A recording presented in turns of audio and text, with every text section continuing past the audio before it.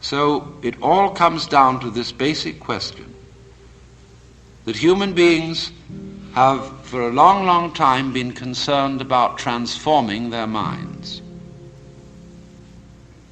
Is there any way in which one's mind can be transformed? Or is it simply a process which is nothing more than a vicious circle? I could ask, why have you come here this afternoon? What were you looking for? Would it be too presumptuous of me to say that you were looking for help? That you hoped you would hear somebody who had something to say that would be of help and relevance to you as members of a world which is running into the most intense difficulty. A world beset by a complex of problems, any one of which would be bad enough. But when you add together all the great political, social, and ecological problems with which we are faced, they are appalling. And one naturally says, the reason why we are in such a mess is not simply that we have wrong systems for doing things, whether they be technological, political, or religious, but we have the wrong people. The systems may be all right, but they are in the wrong hands because we are all, in various ways, self-seeking, lacking in wisdom, lacking in courage, afraid of death, afraid of pain, unwilling really to cooperate with others, unwilling to be open to others. And we all think that's too bad. It's me that's wrong. And if only I could be the right person. Is this man going to tell me something that will help me to change myself so that I will be a more creative and cooperative member of the human race? I would like to improve. So in so many people's minds and from so many different angles, there is this urgent feeling that I must improve me. Because you've got to make a move which will put yourself out of your own control into the control of a better. And so when the ego is about to be unmasked, it immediately identifies with the higher self. It goes up a level. How can I outwit me? How can I one-up me? If I find, for example, that in the quest for pleasure, the ordinary pleasures of the world, food, sex, power, possessions, all this becomes a drag. And I think, no, it isn't there. So I go in for the arts, and literature, poetry, music. And I absorb myself in those pleasures.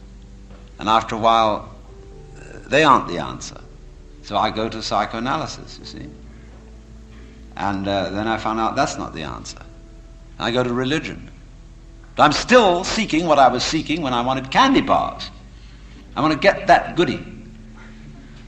Only I see now that, of course, it's not going to be a material goodie. All material goodies fall apart. But maybe there's a spiritual goodie that's not going to fall apart.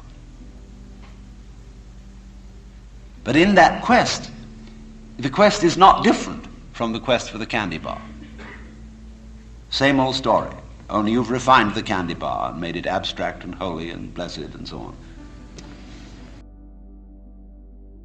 See, we're always doing that. We're always finding a way to be one up. Why do you want to be better? You see, the reason you want to be better is the reason why you aren't. We aren't better because we want to be. Because the road to hell is paved with good intentions. Because all the do-gooders in the world, whether they're doing good for others or doing it for themselves, are troublemakers. On the basis of kindly let me help you or you'll drown, said the monkey, putting the fish safely up a tree.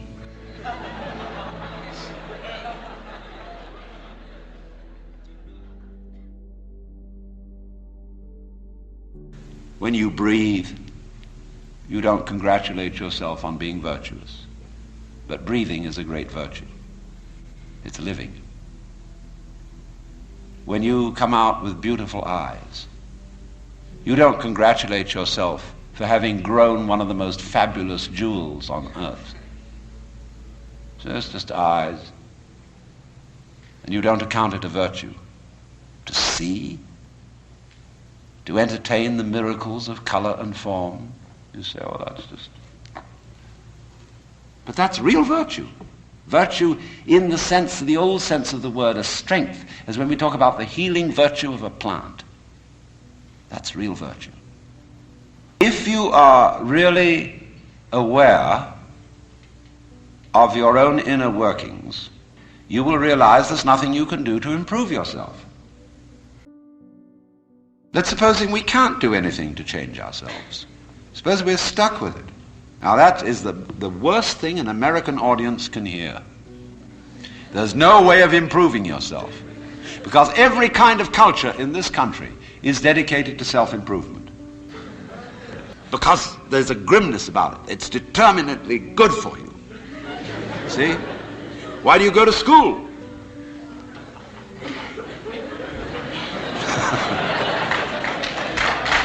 No. There's only one reason for going to school, and that is that somebody's got something here, whether it's a professor or a library, that you want to find out. That you are incredibly interested in how to write Chinese characters or how to understand botany. And you would like to know. That's the point of coming here. But the whole point of coming to school is that you're interested in something. You don't come to improve yourself. But the trouble is that the schools got the wrong idea. They gave people honors for learning. And the reward for studying French should be the ability to speak French and enjoy reading French and having fun with French people. But when you get a degree for it, then the degree becomes the point in a game of one-upmanship. Learning, because learning is good for you, is irrelevant to learning. The whole idea of improving yourself by learning is irrelevant to the learning process. And in the same way, doing business is doing business. Doing business, such as manufacturing clothes, is a very good thing to do. I could conceive that it would be extremely enjoyable, something one could be very proud of, to make good clothes. Of course you need to sell them because you need to eat. But to make clothes to make money raises another question. Because then your interest is not in making clothes, it's in making money, and then you're going to cheat on the clothes. And then you get an awful lot of money and you don't know what to do with it. You can't eat 10 roasts of beef in one day.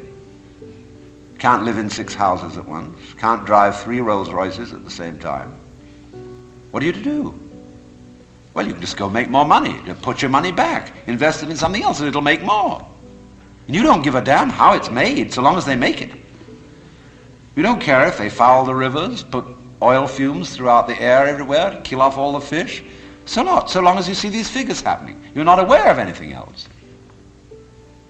So, you see, you went out to do a self-improvement thing. Making money, you see, is a measure of improvement, a measure of your economic worthwhileness.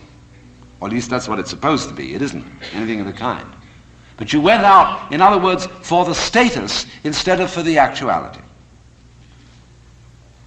So if, in other words, you do an art, you're a musician, why do you play music? The only reason for playing music is to enjoy it. If you play music to impress an audience, to read about yourself in the newspaper, you're not interested in music. So in the same way, why do I come and talk to you? Because I enjoy it. I like the sound of my own voice. I'm interested in what I'm talking about, and I get paid for it. And that's smart in this life, is to get paid for what you enjoy. Swing it around. The whole idea of self-improvement is a will-o'-the-wisp and a hoax. That's not what it's about.